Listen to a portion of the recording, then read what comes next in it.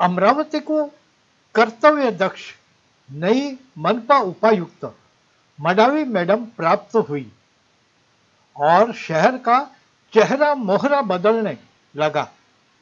एक अधिकारी ने सिद्ध कर दिया कि मन में ठान ले तो क्या कुछ नहीं हो सकता, और इसके लिए मनपा आयुक्त की मर्जी जरूरी है। मडावी मैडम के शहर स्वच्छ अभियान को विदर्भ न्यूज ने सहकार देते सफाई संबंधी उनके विचार रिकॉर्ड किए, वह प्रस्तुत है।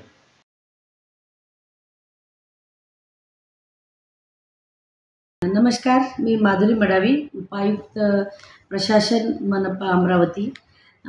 सर्व जनतेला जाहीर आवाहन करते की आपण सगळ्यांनी आपापल्या घरचा कचरा 2 वेगवेगळ्या कचरा कुंड्यांमध्ये जमा करायचा।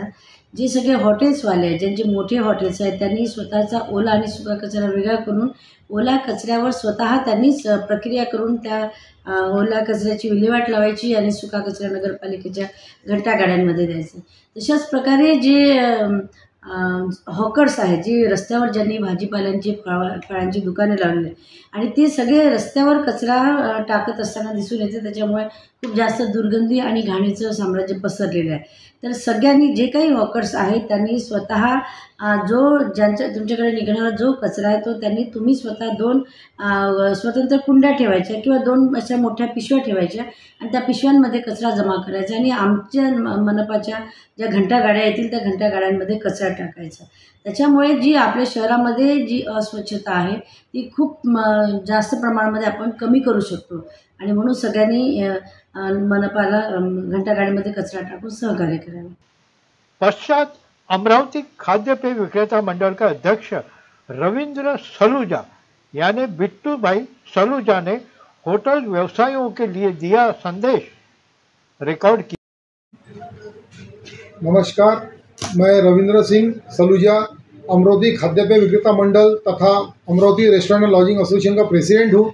मैं सभी हमारे होटल्स एसोसिएशन के सभी मेंबर्स को मेरा निवेदन है कि उनके जो होटल्स में जो कचरा जमा होता है उन्होंने अपने कचरे को एक अपने पन्नी के अपने डस्टबिन में जमा करके जिस भी एजेंसी को अपन ने कचरे का कॉन्ट्रैक्ट मिला हुआ है उस एजेंसी को कचरे का उन्होंने पूरा के पूरा जमा करके उससे सौंपना चाहिए, ना कि उन्होंने रोड पे फेंक के गंदगी मचाना चाहिए।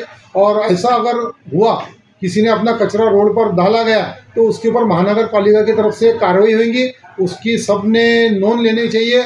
और मेरा सभी से आह्वान है, हर दुकानदार से, होटल्स वालों से, मार्केट वालों से, उन्होंने अपने दुकान का कचरा बाहर रोड पे खुले में नहीं फेंकना चाहिए। अपना कचरा अपने डस्टबिन में जमा करिए और महानगर पालिका की गाड़ी आती है कचरे वाली, उससे अपना कचरा दिए। और अगर उससे अपना कचरा नहीं दिया तो महानगर पालिका की तरफ से उनके ऊपर कार्रवाई हो सकती है। इसका वो ध्यान दे, इस चीज़ पर ध्यान दे। जय हिंद, जय महाराष्ट्र।